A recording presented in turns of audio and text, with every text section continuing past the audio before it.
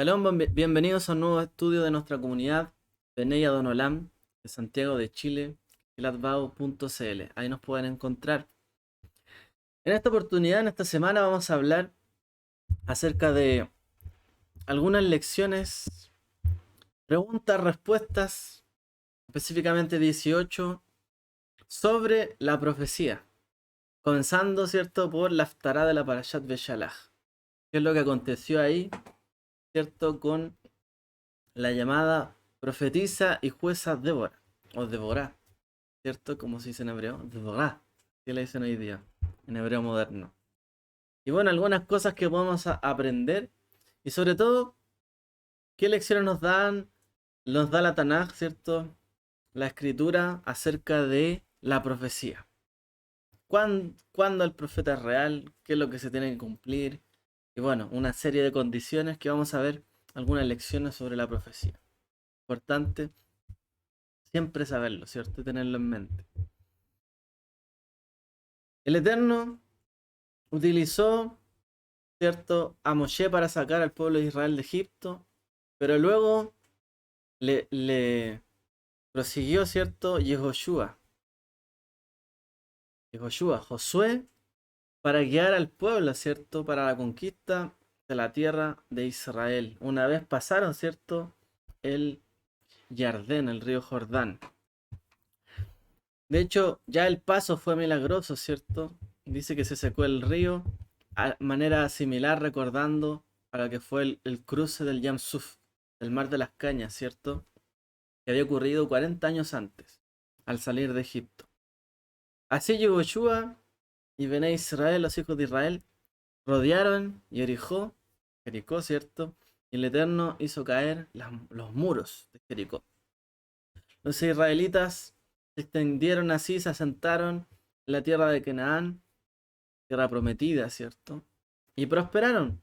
Y cuando llegó Yeshua y los demás líderes fallecieron, los que venían de atrás, por así decirlo, bueno, hubo un vacío, quedó un vacío ahí en el liderazgo. ¿Qué es lo que vamos a hacer? Pasaron 120 años, de hecho, para que Israel llegara a tener su primer rey. En ese periodo, ¿cierto?, se encuentra lo que en las escrituras hebreas le llaman el periodo de los jueces, Shoftim. Es ahí, ¿cierto?, el siguiente libro de Devarim, de Deuteronomio, que es jueces, Shoftim. Y fue esta etapa donde Israel se configuró como familias tribales, ¿cierto?, que estaban, eh, digamos que todo el eje de la justicia giraba en torno a las tribus. Y cada tribu ahí, ¿cierto?, como se ordenaba, con sus jueces, etcétera, pero no había un rey, un líder transversal a todos. Bueno, es en este libro de los Shoftim donde se le llama, hay un término que aparece por primera vez que es Israel. Embe Israel, dice. Una madre en Israel. Y eso fue, ¿cierto?, lo que se dijo o lo que se dice de Débora o Deborah en las escrituras. Embe Israel, dice en hebreo. Una madre en Israel. Vamos entonces, número 1. ¿Quiénes son los jueces más conocidos que el Eterno levantó para ayudar a Israel en aquel entonces? Bueno, vemos, como dice la escritura, Deborah, esposa de Lapidot, que recordemos significaba antorchas, era profetisa, dirigió a Israel, y los hombres de Israel dijeron a Gedeón, gobierna sobre nosotros. Shimshon, Sansón juzgó a Israel durante 20 años, etc. Algunos, ¿cierto?, de los jueces más famosos conocidos de la escritura fueron no solamente hombres, sino que fue una mujer llamada Deborah, esposa, dice Eshet Lapidot, una mujer, la mujer de Lapidot, o como dijimos en la mañana, Lapidot significa antorchas, una mujer que llevaba la antorcha. Deborah, Gideón, Shinshon, fueron tres, ¿cierto?, de los más de 20 Shoftim, jueces que dirigieron a Israel durante el periodo de unos 400 años. O sea, hubo más de 20 jueces y 3 de ellos bien conocidos fueron Deborah, la jueza, Gideón y Shimshon o Sansón. Número 2. ¿Qué hicieron los hijos de Israel durante el tiempo de Deborah cuando Israel estaba siendo oprimido despiadadamente por el rey Yavín de Canaán y su comandante de su ejército, que era Sísara? ¿Qué hicieron?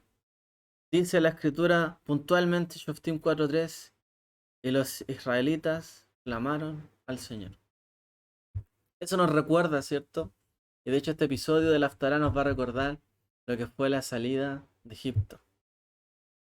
Deborah, la jueza, de alguna forma, y profetisa fue, porque si se le llamó profetisa, fue también una profeta como Moshe.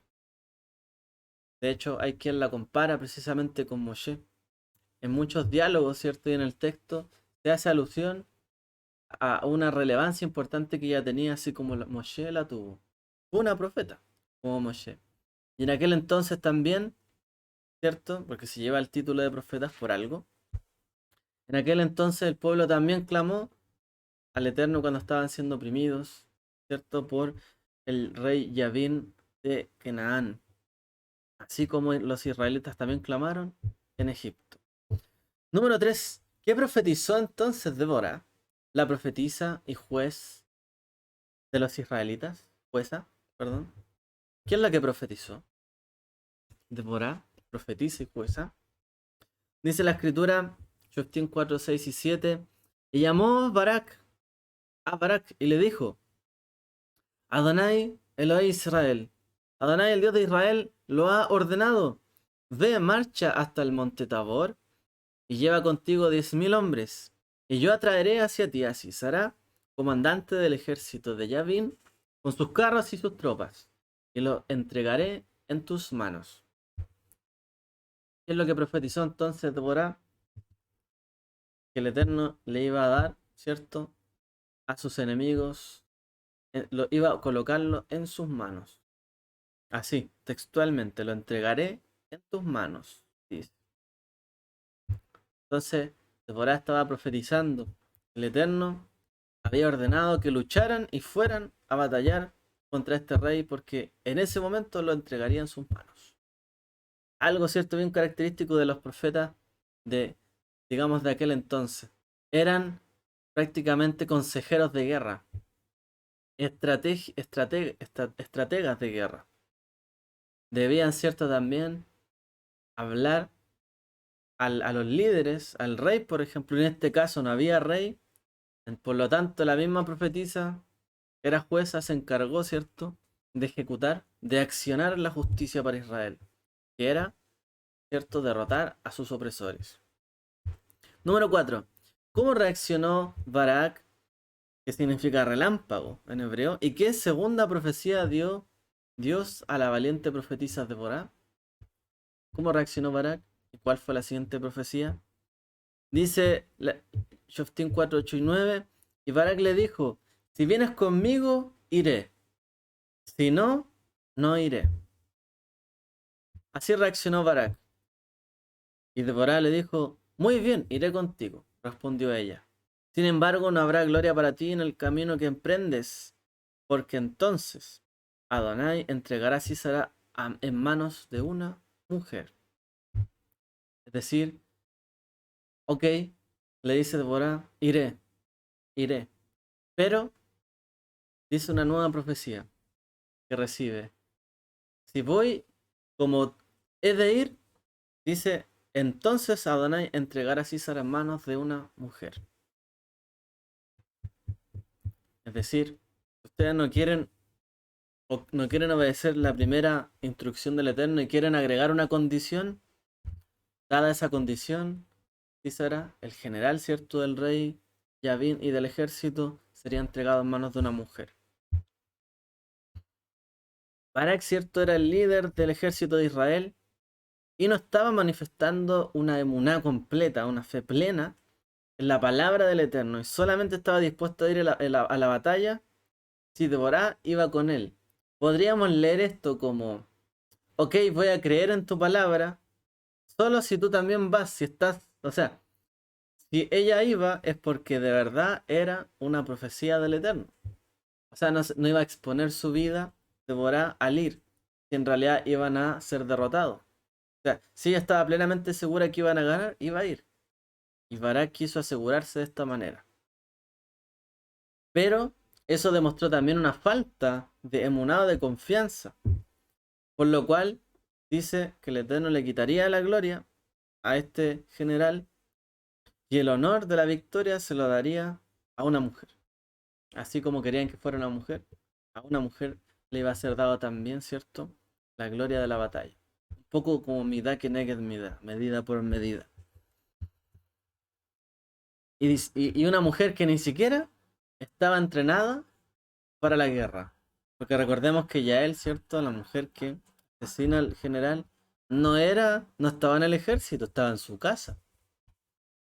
Sencillamente, una mujer, podemos decir, totalmente normal, en su casa, derrotó al poderoso líder del ejército, ¿cierto? De Yavin, Sísara.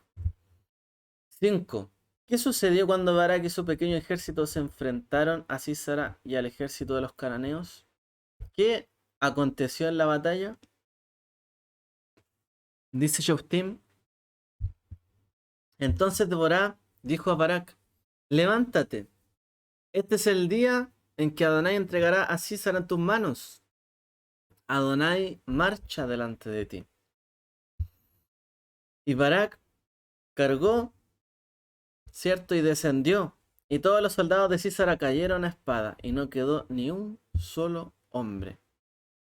Es decir, en el momento en que ese pequeño ejército, en comparación, ¿cierto? Al del enemigo, se enfrentaron, cayeron. No hubo, ¿cierto? Ninguna batalla campal ni nada. No, sencillamente cayeron. Y dice que no quedó ni un solo hombre.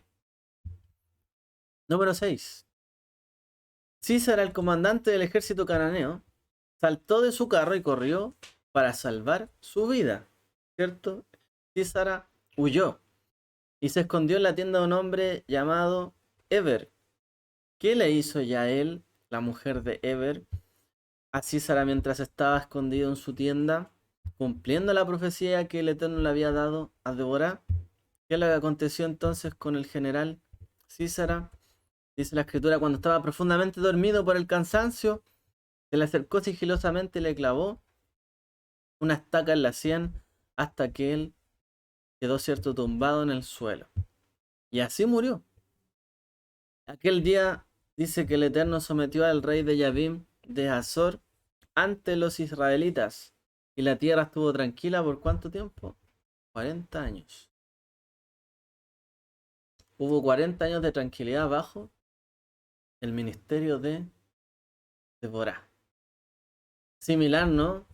Podemos decir a los 40 años que condujo Moshe al pueblo de Israel. Un número, ¿cierto?, que nos llama la atención. Así que, ¿qué fue lo que hizo esta mujer? Le clavó una, una estaca, ¿cierto?, en la sien o en la cabeza. Lo apuñaló finalmente. Ahora, se podría decir que fue de esta manera inmovilizado. Y de esa manera, ¿cierto?, el Eterno cumplió la profecía y entregó la victoria en las manos de Yael, ¿cierto?, en lugar de Barak, como había profetizado de Barak, iba a caer en manos de una mujer. Entonces él quedó totalmente, digamos, bueno, murió en ese momento sin poder hacer nada, prácticamente. Totalmente, dice que estaba prácticamente caído en sueño y así murió. Ahora, número 7. ¿Qué se cantó después de que la guerra hubo sido ganada, honrando así la fe y el valor de Deborah? Hubo un cántico también. Dice el cántico, que es uno de los más antiguos de la escritura. Cesó la liberación, cesó en Israel hasta que te levantaste, oh Deborah. Te levantaste, oh madre en Israel, madre en Israel. cesó, dice. Llegó la liberación, cesó en Israel, hasta que te levantaste, oh Débora, madre de Israel. Eso es lo que se cantó. Se honró también, cierto, a Débora, porque a través de ella, cierto, vino, por así decirlo, la liberación, la paz. Y aquí tenemos, cierto, es la primera vez que se utiliza esa frase en la escritura. Be Israel, madre en Israel. Y Débora prácticamente juzgó a Israel durante 40 años y Dios no nos dio descanso a su liderazgo, ¿cierto? Ni que hubiese ella tener que ser cambiada por alguien más. 40 años ininterrumpidos. Ahora, cabe mencionar que Débora no es la única mujer, ¿cierto? A la que en la escritura se le otorgó el título de profetisa, ¿cierto? Una Neviá, si no me equivoco. Una profetisa. Ahora, número 8. ¿Cuál era el propósito de el profeta o de una profetisa como Débora? ¿Cuál es el propósito de una profetisa? Ya vimos, ¿cierto?, lo que aconteció en los días de Débora. Ella profetizó, Israel ganó. Ganó, ¿cierto?, la batalla contra sus enemigos. Y además hubo paz. Y además, ¿cierto?, hubo justicia. ¿Cuál es el propósito, por tanto, de las profetas o profetisas como Débora? Dice la escritura, ciertamente mi Adonai Elohim, mi Señor Dios, no hace nada sin haber revelado su propósito, siervos los profetas. El Espíritu de Adonai ha hablado a través de mí, su mensaje está en mi lengua. Cuando Adonai sacó a Israel de Egipto fue por medio de un profeta. Por medio de un profeta fueron guardados. Estamos citando ahí Oseas, Samuel y Amós. Dice la escritura que no hace nada sin haberlo revelado a sus siervos los profetas. Y así dice, el Espíritu de Adonai me ha hablado y ha hablado a través de mí. Su mensaje está en mi lengua. Es decir, el profeta le he mostrado la voluntad divina y a su vez es un instrumento para comunicar el mensaje. Y dice, cuando el Adonai hizo salir a Israel de Egipto, dice, fue por medio de un profeta. Y por medio de un profeta fueron guardados. Entonces, el profeta también guía, conduce al pueblo de Israel. Y a su vez, los protege, los cuida o los pastorea. El profeta tiene muchas labores, ¿cierto?, dentro de la escritura. Entonces, Dios nos ha dado profetas, subprofetas y profetisas para guardarnos y cuidar su propósito en nosotros. Es decir, fueron enviados para mantener el propósito del Eterno y que nosotros nos mantengamos en esa dirección, para resguardar el propósito de Dios. Para que si nos estamos desviando, podamos escuchar la voz del profeta o profetisa y redireccionar nuestros pasos. Es reconfortante saber que Dios no hace nada sin revelárselo antes a alguien. No tiene un plan oculto, como muchas veces se denuncia, ¿no? Hay un plan oculto, mundial. Hay alguien tramando cosas. Dice la escritura que Él no hace nada sin revelarlo a sus neviim, a sus profetas. Es decir, el Eterno no tiene nada que ocultar.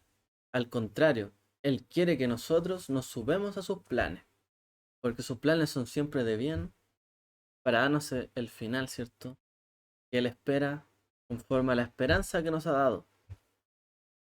Hay muchos que profesan, por otro lado, oír de Dios, que afirman ser capaces de predecir el futuro, lo que va a acontecer. Pero la palabra, ¿cierto?, del Eterno, la Mikra, la Escritura, nos habla de un alto estándar para probar si aquel mensaje es realmente del Eterno o si no lo es. Veremos varias pruebas que debe pasar un profeta para realmente decir, oye, esta persona tiene el don de profecía, es profeta. Quizás podríamos separar el don de profecía, que sería, digamos, la habilidad que tiene una persona de poder oír un mensaje, ¿cierto? O escuchar, digamos, o ver en un sueño algo que Dios va a hacer, ya sea porque lo vio, porque lo oyó, por X razón. Otra cosa es un profeta como tal, que tiene un ministerio de profeta y una profesión de profeta. En el mundo antiguo, ¿cierto? Se nos dice que eso llegó hasta cierto momento, porque realmente era un oficio dentro de Israel, todo un trabajo para resguardar, cuidar al pueblo y dirigirlo y conducirlo. Hablamos de alguien creíble en general, para toda la comunidad. 9. Por lo tanto, ¿cómo podemos saber si hoy un profeta es verdadero, profeta de Dios o no? Dice la escritura en Yeshayahu 8:20. A la ley, a la Torá y a los profetas, si no hablan conforme a esta palabra, es porque no hay luz en ellos. Los profetas están sujetos, perdón, sí, a los profetas. A la Torá dice y a los profetas, porque la Torá fue dada por un profeta. ¿Quién fue ese profeta? Moshe. Por lo tanto, la Torá es dada por un profeta, una revelación de la voluntad divina. Es decir, la Torá es la voluntad divina de Dios. Por lo tanto, la Torá es la palabra profética más segura, porque fue dada por el mayor profeta que fue Moshe, que habló cara a cara con el Eterno. Como dice Pedro, tenemos la palabra profética más segura, la Torá. Y la Torá y los profetas, ¿cierto? Tienen que hablar conforme a lo que está escrito, ¿cierto? Ambos tienen que ir en sintonía. Si no hablan conforme a la Torá, los profetas, es porque no hay luz en ellos, dice. Los profetas están sujetos a los profetas. O sea, un profeta no puede contradecir derechamente, a lo mejor podrá decir algo que suene contradictorio, pero no puede venir y contradecir al profeta Moshe de adrede, ¿cierto? Decir, no, esto cambió, esto fue abolido, esto ya no es, ahora es esto. No. De hecho, el maestro, ¿cierto? Yeshua también tuvo un rol profético. Ellos también, ¿cierto? De hecho, si uno lee el Brit Hadashah, sus seguidores también se llamaban profetas. A algunos de ellos se les llamó profetas. Y el mismo ministerio de Yeshua fue profético. Y él mismo dice, yo no he venido a abolir la Torá, sino para que se cumpla. Es decir, ¿quién vela por el cumplimiento de la Torá? Un profeta, un nabí. Un nabí viene a anunciar la teshuvá, el arrepentimiento, que se vuelvan al Eterno. Ese es el típico mensaje de un profeta. Yeshua también fue un profeta como Moshe. Ahora, como dice la escritura, primero, los profetas deben hablar conforme a la Torá y no en contra o en contradicción de la Torá, Torat Elohim, Torat Elohim, Torat Emet. No pueden hablar en contra de la Torá de verdad, la Torá del Eterno. Tienen que hablar conforme a la Torá, los profetas. No pueden negar la Torá. O sea, de otra manera, ¿quién creería en las palabras de un profeta que niegan la misma Torá? O sea, si quiere profetizar cualquier cosa que no esté relacionada con Israel, bueno, ok. Pero si quiere profetizar en el nombre del Dios de Israel, no puede contradecir la Torá de Israel, que el Eterno dio a Israel. Y por otra parte, deben estar de acuerdo y en armonía con todos los profetas de el Eterno que han venido antes que ellos. Como leímos ahí, los profetas están sujetos a los profetas. No puede un profeta venir y desmentir al otro. Es que este profeta estaba equivocado. No, es que esta es la verdadera profecía.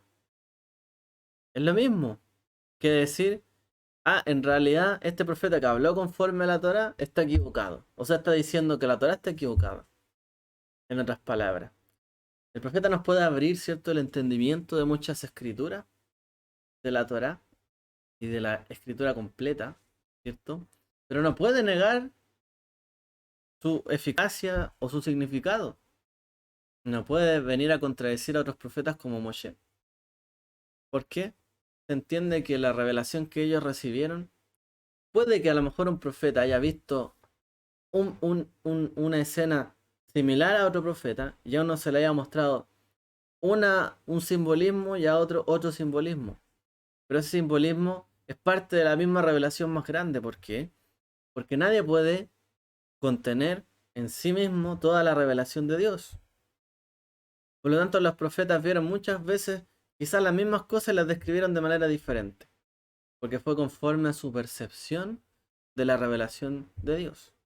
Nadie puede contenerla completa, pero se debe entender como que son visiones, ¿cierto?, de la misma profecía, y que no contradicen la escritura, sino que a su vez revelan algo más. Por lo tanto, si parece que los escritos de un profeta contradicen a un profeta anterior, o esa persona no es un verdadero profeta, o estamos malinterpretando sus escritos. Es decir, si decimos que alguien viene a decir y hablar en contra de un profeta anterior o en contra de la Torá, o estamos malinterpretando si es que es un verdadero profeta de Dios, sus palabras, o en realidad no es un verdadero profeta de Dios. O sea, puede ser probado de cualquier forma. Si alguien se levanta y dice soy profeta, bueno, veamos entonces si realmente está conforme a la Torá o no. Un ejemplo de esto es si alguien dice, por ejemplo, que el, el enviado, ¿cierto? Shaul, el apóstol Pablo, llamado así, ¿cierto? Pablo enseñó que las leyes del Eterno están abolidas, es porque están malinterpretando los escritos de Shaul. Es lo más probable. Si consideramos que toda la palabra es inspirada por Dios, es decir, fue dada a través del espíritu de la profecía. ¿De dónde viene la inspiración divina? Del espíritu de la profecía. El mismo libro de Revelaciones dice que el testimonio de Yeshua en la tierra es el espíritu de la profecía. Y el espíritu de la profecía es el mismo espíritu detrás de toda la escritura, porque toda palabra, si es inspirada por Dios y fue hablada por personas de carne y hueso, hombres y mujeres, es porque tenían el don de la profecía y eso quedó ahí escrito. Por lo tanto, decir, por ejemplo, que Pablo, siendo un escrito inspirado de Dios, está negando la Torá en algunas partes, o es que realmente es un falso profeta, digamos, de incógnito, tratando de pasar apercibido dentro de la escritura, de la Biblia, o estamos malinterpretando a Pablo, y en realidad nunca negó la Torá. Esa es nuestra posición, de hecho. Se ha malinterpretado, por ejemplo. ¿Ok? Número 10. ¿Cuál es otra prueba de un verdadero profeta de Dios? ¿Hay alguna otra prueba que podamos nosotros pedir que aparezca ahí en la escritura? Devarim 18:21 dice: Si os preguntáis cómo podemos saber que el oráculo no ha sido pronunciado por Adonai, si el profeta habla en nombre de Adonai y el oráculo, la predicción no se cumple, ese oráculo no ha sido pronunciado por Adonai. El profeta lo ha pronunciado presuntuosamente. No le tengáis miedo. Es decir, las palabras de un profeta verdadero deben cumplirse. Esto no quiere decir que el profeta por sí mismo, como persona, sea infalible y todo lo que diga sea infalible. ¿Cierto? El rey David en cierta oportunidad le dijo al profeta Natán que quería construir un templo para el Eterno. Natán le respondió: ve, hazlo, el Señor está contigo. Pero en esa misma noche, el Eterno le hablaba a Natán y le dijo que volviera a David y le dijera que no sería él el que construiría el templo de Dios. Es decir, al principio Natán no le estaba profetizando, solo le estaba dando su opinión personal. Y como era una opinión personal, decir, bueno, ve y construye el templo. Si quieres hacerlo, está en tu corazón, ve y hazlo. Ok, pero después le habló el Eterno a Natán, le dijo, no, dile que él no será quien construya el templo del Eterno. O sea, ahí él recibió profecía y le habló. Y le dijo lo que le había hablado el Eterno. Pero no es que el profeta fuera infalible, o sea, de inmediato no le dijo cuál era la voluntad del Eterno. Simplemente le dijo, bueno, haz lo que está en tu corazón y que eso prospere, que es la voluntad del Eterno. Pero el Eterno le demostró que no era su voluntad. Por lo tanto, un profeta no es infalible en todo lo que diga. Una persona, de hecho un profeta podría recibir una profecía de parte del Eterno y después cuando va a explicarla podría introducirle un montón de cosas y conocimientos suyos de cualquier cosa que se le ocurra y quizá llevar la revelación que recibió a cualquier parte menos donde tenía que llegar. Un profeta no es infalible, para nada. Y de hecho, según la misma tradición judía, un profeta debía saber mucha Torá, ¿cierto? Mucha Torá, porque no podía contradecir la Torá, tenía que ser una persona avesada, ¿cierto? Una persona bien conocedora de la Torá. De otra forma, quizás recibiera una persona una profecía del Eterno y después se pusiera a explicarla y a hablar de cualquier tontera. Puede pasar. O también puede pasar al revés, que un profeta diga algo, pero no significa que eso sea la voluntad de Dios. Y después recibir algo y tuviera que corregir. El profeta tiene que estar dispuesto siempre a escuchar la voz del Eterno sobre cada situación. Y no decir esto es. No, es que esto es lo que el Eterno quiere, esto es lo que Dios dice, esto es acá. Sí, uno puede confirmar la palabra del Eterno y decir, como dice la Escritura, todo lo que está escrito le decimos sí, amén, ¿cierto? ¿Quién? Ve amén, sí y amén. Pero no significa de que todo lo que diga un profeta es lo correcto, ya hay que decirle sí, amén. Además, las profecías del Eterno están condicionadas a nuestra reacción a la profecía. ¿Cómo es esto? Por ejemplo, cuando el Eterno le habló a Jonás, que fuera a la ciudad de Nínive, porque Dios iba a destruir esa ciudad, el pueblo, de hecho, de Nínive se arrepintió y dice que Dios se abstuvo de hacer lo que había dicho que haría, conforme a lo que habló el profeta Jonás, que recibió de parte del Eterno, que se arrepintieran. Esto va a ocurrir en tantos días si no se arrepienten. Es decir, si Dios profetiza bendiciones y nos apartamos de las condiciones de fe, amor por Él, obediencia a la profecía, probablemente podría no cumplirse. Aunque en general siempre se cumple. Cuando el Eterno habla bendición, siempre se cumple, de alguna u otra forma. Pero tal vez está condicionada de todas formas a nuestra acción, nuestro comportamiento. Él no va a forzar sus bendiciones profetizadas sobre aquellos que verdaderamente no lo quieren.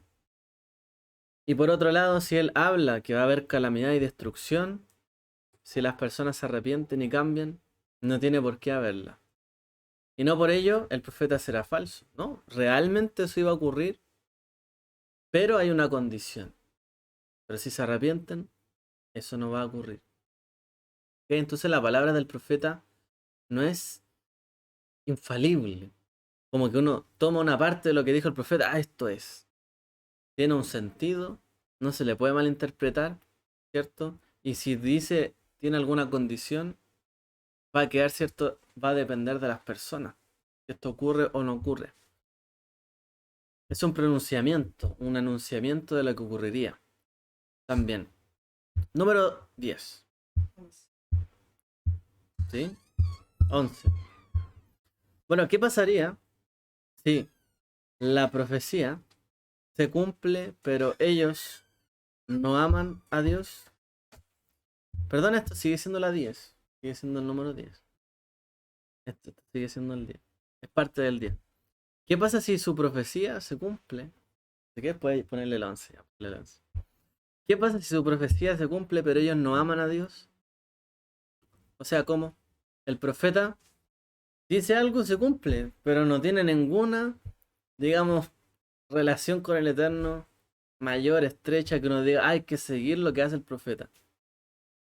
Aunque se cumple la señal o el presagio que te ha nombrado, no hagas caso de las palabras de ese profeta o de ese adivino de sueños, porque Adonai tu Elohim te está probando para ver si realmente amas a Adonai tu Elohim con todo tu corazón y con toda tu alma. Deuteronomio de Barim 13, 3 y 4. Aunque se cumpla, dice, el presagio. Aunque le hagas caso a sus palabras. Él te está probando si realmente le amas. En una oportunidad Yeshua le dijo, cierto, a sus seguidores, hagan lo que ellos dicen que hay que hacer, pero no hagan lo que ellos hacen, porque dicen y no hacen.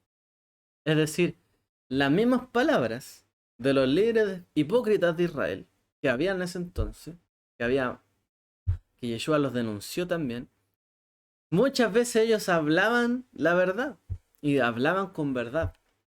Pero una cosa es lo que hablaban, otra cosa es lo que hacían.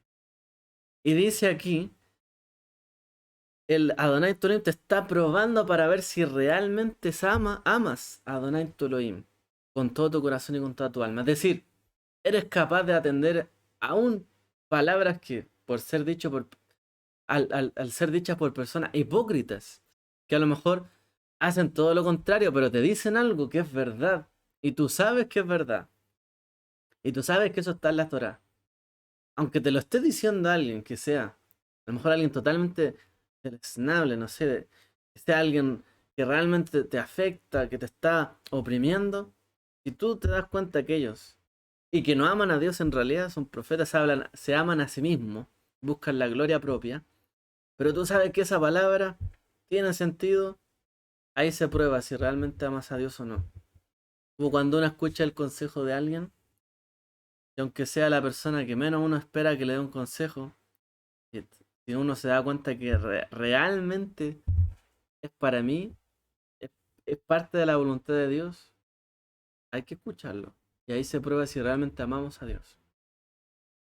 A veces la palabra profética no viene de la persona, digamos, más santa o más pura. A veces viene la palabra del Eterno de la persona menos esperada. Un profeta profetiza de Dios debe ser una persona piadosa. ¿Ok?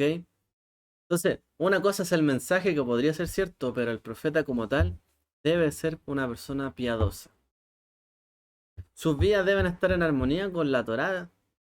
De nuevo, esto no quiere decir que son infalibles, pero deben tener un corazón que sigue a Dios, al Eterno. Deben estar esforzándose, ¿cierto?, eh, para poder guardar los preceptos del Eterno y su Torá.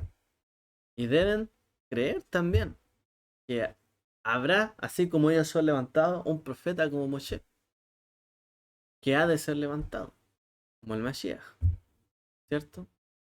Un profeta realmente cree en las palabras del gran profeta que vendrá, así como nosotros reconocemos al Mashiach. Los falsos profetas, por otra parte, pueden ser capaces de adivinar o predecir algo con exactitud. O sea, el Eterno está diciendo ahí, hay personas que podrán ver lo que ha de acontecer con cierta exactitud. Pero, como sabemos, hay un maestro del engaño. El enemigo, ¿cierto?, es maestro del engaño. Y de hecho nuestra mala inclinación es maestra del engaño. Y es muy bueno poder prever lo que probablemente, ¿cierto?, sucederá. Así como habló el enemigo, el engañador, a través de la serpiente a Javá, ¿cierto?, a Eva para engañarla, así también puede engañarnos a nosotros con algunas palabras presuntuosas que han de cumplirse, pero tratar, ¿cierto?, de tener temor de sus palabras, de lo que o perderle el temor a las palabras de Dios, ¿cierto? Ya, el engañador busca en general dos cosas, po. O que tengamos temor, como dice ahí la Torá, no tengas temor de él. Tratar de infundirnos temor sobre lo que ha de venir para tratar de el profeta ganar una posición ventajosa sobre las personas porque generan temor en las personas. Es decir, uy, sentí algo. Este profeta de verdad es de Dios porque sentí algo. Uy, me generó un temor lo que ha de venir, lo que está hablando, creo que es cierto. Y esas personas se aprovechan de esta situación porque ellos quedan como, oye, el que habló y generó temor en el otro. O sea, generan como que son una voz de autoridad sobre la vida de uno, sobre lo que uno pueda llegar a ser. Y esto es lo que intentan hacer, sobre todo los falsos profetas. Pueden ser capaces de infundirle temor a la gente con sus palabras. Pero el verdadero profeta, el eterno, no busca, ¿cierto? No es el objetivo generar temor en la gente, sino que si habla y anuncia calamidad, lo que busca es la teshuvá, arrepentimiento en las personas, que la gente cambie, que la gente se vuelva al eterno. Eso es lo que busca un profeta verdadero. No que se vuelvan a él para considerarlo a él como un profeta de Dios. Palabra verdadera tiene él. No, ¿cierto? Buscan que las personas realmente confíen y teman a Dios solamente, al Eterno, que tengan Irat Hashem, solamente temor del Eterno. Pero si el profeta está infundiendo temor para él ganar una posición ventajosa, pues de seguro que es un falso profeta. Número 11. ¿Qué contendrá el mensaje de un verdadero profeta de Dios? 11 o 12. Bueno, 12. ¿Qué contendrá el mensaje de un verdadero profeta? Dice la escritura, y Adonai amonestó a Israel y a Yehudá por medio de todo profeta y de todo vidente diciendo, volveos de vuestros malos caminos y observar mis mandamientos y mis leyes, conforme a toda la enseñanza que mandé a vuestros padres y que os transmití por medio de mis siervos los profetas. Como estábamos ya diciendo de antemano, los verdaderos profetas nos llamarán a apartarnos del pecado, de la maldad, y nos guiarán hacia la obediencia. Ese es el objetivo de un verdadero profeta. Cuidar nuestras vidas, no infundir temor y no colocar sus propias palabras e interpretaciones para generar más temor todavía. No. Obsérvese, ¿cierto? Que la Torá está diciendo todo profeta. Dice, Adonai amonestó a Israel y a Judá por medio de todo profeta y de todo vidente, diciendo, volveos, shubu, volveos, vuélvanse de vuestros malos caminos. Todo profeta anunció que hay que apartarse de los malos caminos propios y que hay que volver a guardar los preceptos de Dios. Esta es una prueba importante que un profeta, ¿cierto? En una época en la que quizás muchas personas, y hoy y hace siglos, muchas personas profesan, ¿cierto?, escuchar mensajes de Dios solo para decirnos quién será el próximo presidente, quién será el próximo, no sé, pues, el próximo anticristo, quién será tal y tal persona. Y muchos, ¿cierto?, se han acostumbrado a solamente oír y pensar que el profeta se ha levantado para anunciar estas cosas. ¿Quién será el que reinará acá? ¿Quién vendrá después de este? ¿Quién será aquí? ¿Quién será allá? Cuando en realidad, ¿cierto? Lo que tiene que hacer un verdadero profeta es llamar a la teshuvá, el arrepentimiento. A veces dicen, ¿qué dirección debe tomar mi vida? Oye, cásate con esto o haz esto. Y la gente a veces le va a consultar a alguien qué decisión debe tomar en este momento. Toma este negocio, toma este otro. Elijo a esta persona, a esta otra. O toma esta decisión o no. O viajo o no viajo. ¿Qué es lo que hace un verdadero profeta? Tú vuélvete de tus malos caminos. Piensas que estás santificado, santifícate más, dice la escritura. Y si no estás santificado, dice, conviértese, dice la frase, ¿no? Después dice Oshiana. Bueno, esa frase, ¿cierto? Que se le enseñaba a los discípulos de Yeshua. Si uno cree ser santificado, santifíquese más. Y si no, dice, hágate Yeshua, conviértase. ¿Qué significa eso? Volverse. Es la forma que la tradujeron para decir vuélvanse, arrepiéntanse. Esa es la palabra de un verdadero profeta. Otro es como para saber quién es un profeta o cuántos hijos voy a tener. Hoy me dijo que va a ser hombre, mujer. mi bebé. No, puede ser que se dé esto, pero este no es el objetivo de un Naví, como dice la misma escritura. Todo profeta, todo vidente anunció Teshuvá. La escritura no dice que el don de profecía era para hacer predicciones, sino para llevarnos de vuelta de nuestros malos caminos. Lo que nos llevará, ¿cierto?, a la salvación y nos conducirá al verdadero Salvador y a la obediencia de las leyes de Dios. Muchas, muchas personas profesan a veces, ¿cierto?, oír las voces de Dios o ser la voz de Dios, pero a veces profesan todo lo contrario a lo que Dios está diciendo o dijo en la Escritura. Algunas personas incluso van tan lejos como para decir que las leyes del Eterno están abolidas, anuladas. Y que aquellos que guardan esas leyes y se han vuelto, ¿cierto?, a las leyes de Dios y a los mandamientos, y que se han vuelto a la Torá, van a ser prácticamente cortados del pueblo de Dios. Lo hemos escuchado. Profetas que anuncian, ¿cierto?, prácticamente la perdición del alma de las personas que vuelven al Shabbat. Bueno, sin embargo, la palabra del Eterno sigue siendo la misma. Los verdaderos profetas nos alejan del pecado y nos llevan a la obediencia a través del Mesías en estos días.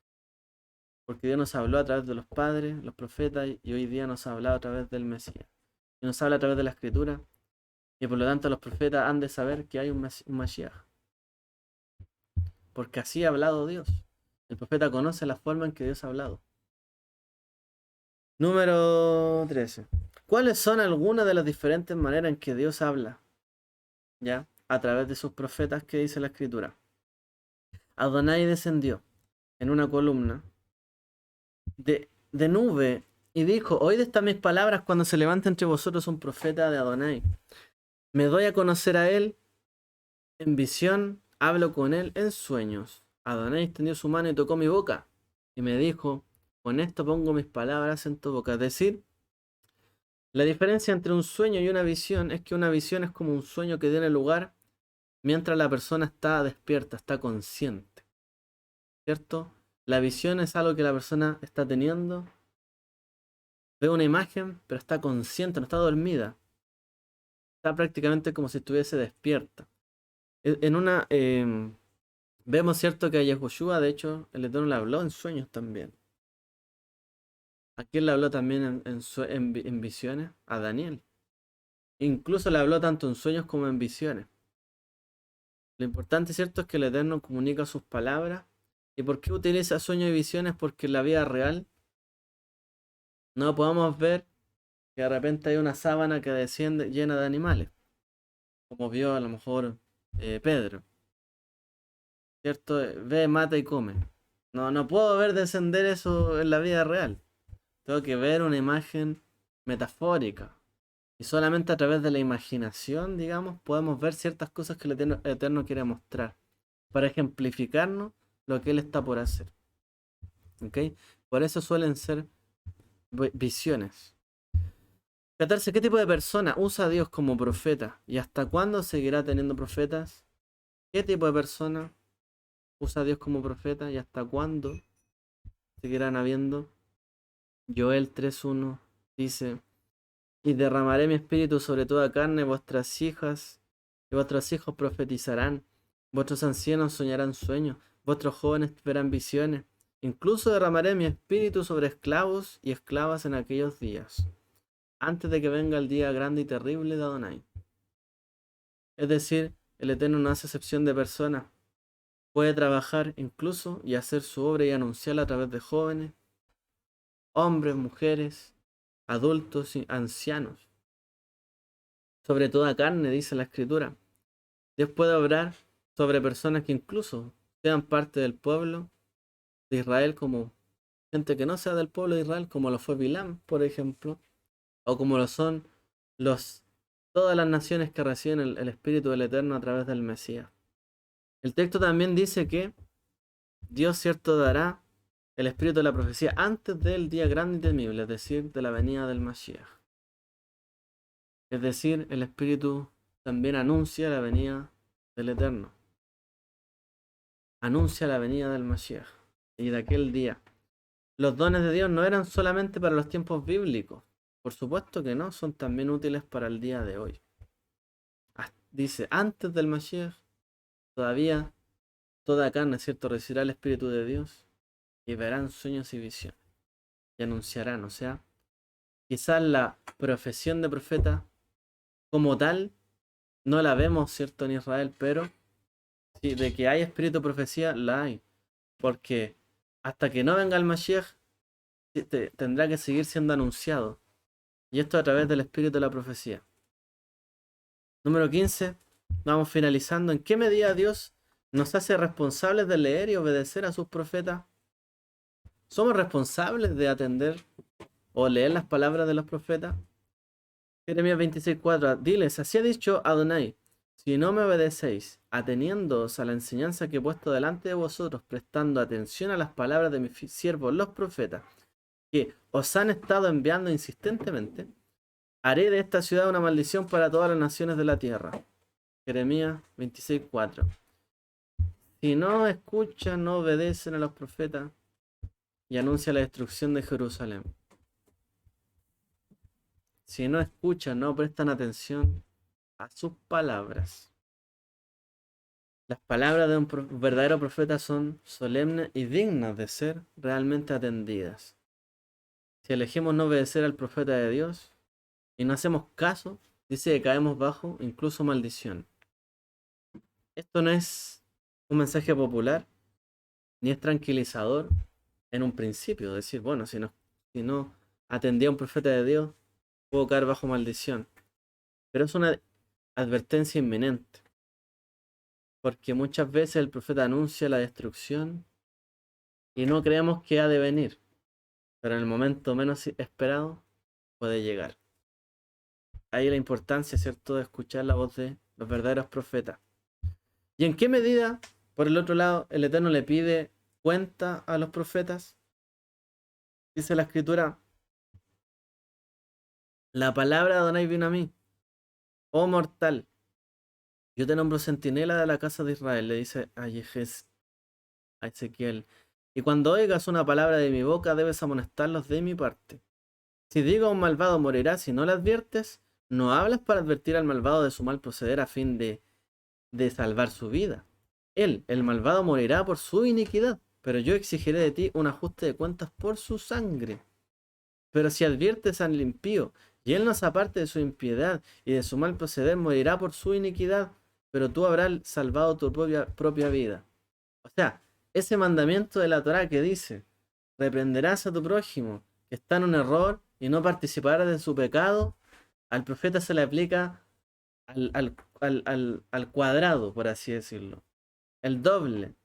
Si tú recibes una visión y has de hablarle al malvado, al que ha hecho lo malo, esto es lo que te acontecerá, ni siquiera una reprensión, sino que él ha visto además lo que le va a ocurrir. Y si no le advierte de lo que le va a ocurrir, si no se arrepiente, también es culpable, dice, de su sangre, de su vida.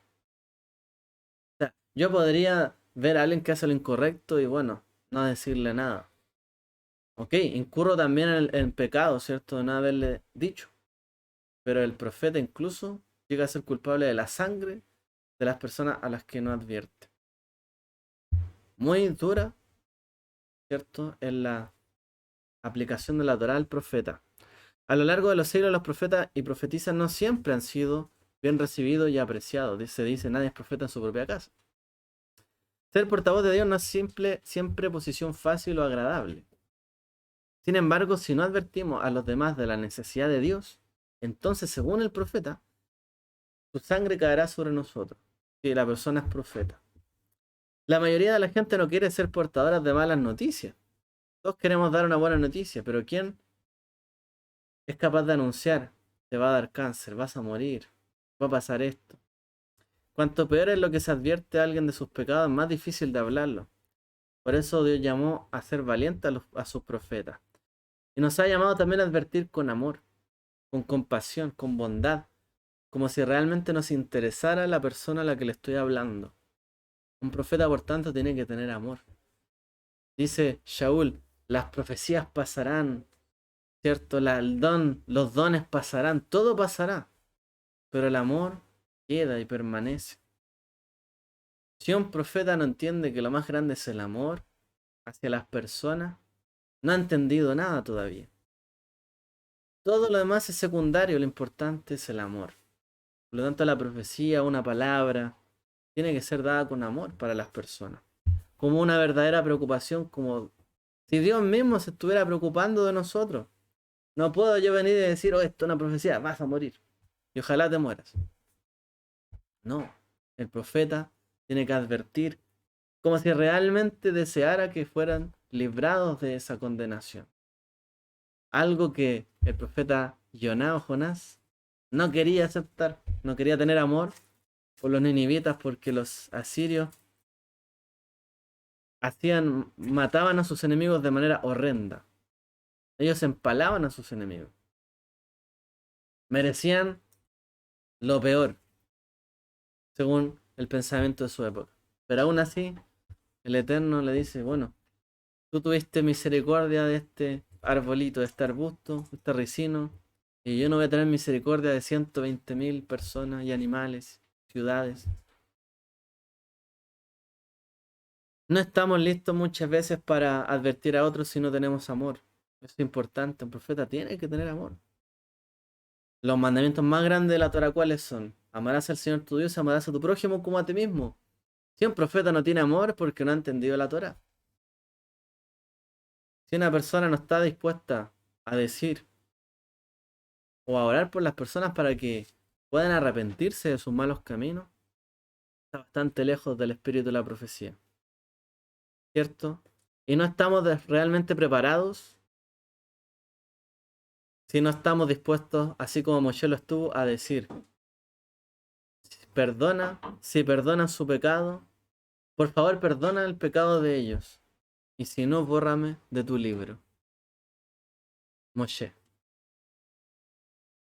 perdona por favor el pecado del pueblo de Israel, y si no, bórrame a mí de tu libro. Wow. Estuvo dispuesto a poner su propia vida en juego para que el Eterno perdonara al pueblo de Israel. Ese es un verdadero profeta. Casi al final, ¿qué piensa Dios? Que nos queda poquito, no da para hacer un segundo tema, así que tengo unos minutitos más. ¿Qué piensa el Eterno de los falsos profetas de hoy que quieren, que hablan a través de medium, son adivinos, hechiceros, personas que hacen, eh, digamos, fórmulas, estrategias para ver el mundo espiritual o quizás qué cosa, buscar espíritus de familiares o hacerle preguntas a los muertos, ver las cartas, leer la mano, horóscopo, lo que sea? Dice Isaías. Ahora bien, si la gente os dijera, consultad a los fantasmas y espíritus familiares que gorjean y gimen, a los muertos en nombre de los vivos, para instrucción y mensaje.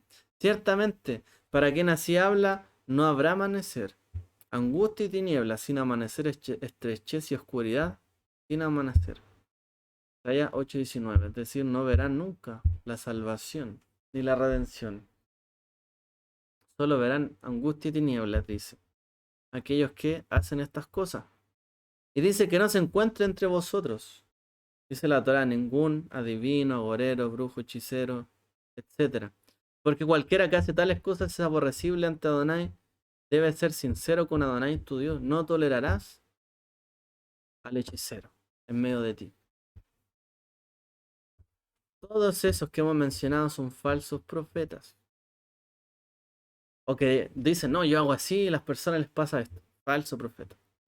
Los tres profetas de Dios que escribieron estos textos que hemos leído, Isaías, Moshe, Ezequiel, entre otros, Amós, nos advierten enérgicamente que no escuchemos las instrucciones, mensajes de los muertos, ni de fantasmas, ni que alguien que venga como a consultar un espíritu, ¿cierto? Esto se debe a que los muertos nada saben. Si están muertos y hay que consultarles, nada saben, porque Dios está vivo. Y como dijo Yeshua, Dios es Dios de vivos y no de muertos. ¿Qué ha de saber un muerto? Si se dice que está muerto, de ese Dios de vivos. Él está vivo, Él está presente. No es necesario preguntarle a alguien que ha partido de esta vida. Dios es la vida. Nada saben, ¿cierto? Los que hacen estas cosas. Investigan tras esto. No están en reposo. Ellos, más los que esperan en Adonai, verán el amanecer, ¿cierto? Y esperarán al Mashiach. Cualquier apariencia, aparición de una persona fallecida, un ángel, como si fuese para consultarles cosas. Como dice Coelet, Eclesiastés, los muertos nada saben. Ya no tienen parte hasta el fin de los tiempos en todo lo que pasa debajo del sol. No tienen nada que decir de esta vida. Si es que alguien quisiera preguntarlo. Quedan las dos finales. ¿Cómo descubrió Dios a Moshe, el profeta más grande? ¿Cómo describió, perdón, el Eterno al profeta más grande? ¿Cómo le dijo a Moshe que sería? Lo suscitaré. Levantaré un profeta de entre su propio pueblo como tú. Pondré mis palabras en su boca y él les dirá todo lo que yo le mande. Y si alguien no le hace caso, ni oigas a las palabras de él, que él diga en mi nombre, yo mismo le pediré cuentas. El Eterno, ¿cierto? Levantó un profeta como Moshe y puso sus palabras en él, y él fue llamado Immanuel, Dios con nosotros. Sus palabras son como las palabras de Dios, Immanuel. Dios, él es como Dios con nosotros. Tendremos que rendir cuentas de lo que oímos, ¿cierto? Del gran profeta que anunció Moshe, el Mashiach, Yeshua. Y tenemos que dar cuenta, porque él nos dio todas estas palabras con un gran amor y un sacrificio hacia nosotros. Finalmente, ¿qué tenemos que hacer para escapar del final terrible y salvarnos, ¿cierto? Para gloria del Eterno. Como dice Joel, todo el que invoque el nombre de Adonai escapará, porque quedará un remanente en el monte Sión y en Jerusalén como Adonai prometió. Todo el que invoque a Adonai estará entre los supervivientes. La puerta está abierta. La invitación dice, todo el que invoque el nombre de Adonai se escapará, será salvo. Hay que invocar el nombre de Adonai, pero cuando lo invocamos debemos arrepentirnos de nuestras faltas y nuestros errores. Y aun si las hubiere, Él nos perdonará. Él es bueno y justo para perdonar nuestras faltas y nuestros pecados. Confesar que he atendido las palabras del profeta es lo que le llaman muchas veces el mensaje de salvación. Yo creo en el Mesías. ¿Qué está diciendo ahí? Yo creo en las palabras del profeta que fue anunciado por Moshe. Y el profeta me dijo que tenía que arrepentirme. Yeshua habló del arrepentimiento. Y si atienden las palabras de ese profeta que yo levantaré, entonces, ¿cierto? Habrá salvación. Él pedirá cuentas por las palabras dichas por el Mesías y que no atendimos. Pero aquellos que invocan en su nombre, dice, serán salvos. Y nosotros hemos decidido, ¿cierto? Atender las palabras del profeta al Mashiach y ser contados entre los que han sido salvados. Porque hemos escuchado sus palabras y nos hemos arrepentido, hecho teshuvá de nuestras faltas y errores. Y al darnos su profeta el Eterno, siguió mostrando su amor por cada uno de nosotros, así como lo hizo con el Mashiach, a fin de ayudarnos a vivir una vida plena conforme a su voluntad. Muchos profetas arriesgaron sus vidas para que la Escritura nos llegase a nosotros. Por lo tanto, debemos honrar su valentía, sus palabras, estudiándolas, atendiéndolas, creyendo en las promesas de Dios a través de su boca, sus palabras, leerlas y ser bendecidos en este proceso. Gran parte de la Escritura y de la Torá está dedicada, ¿cierto?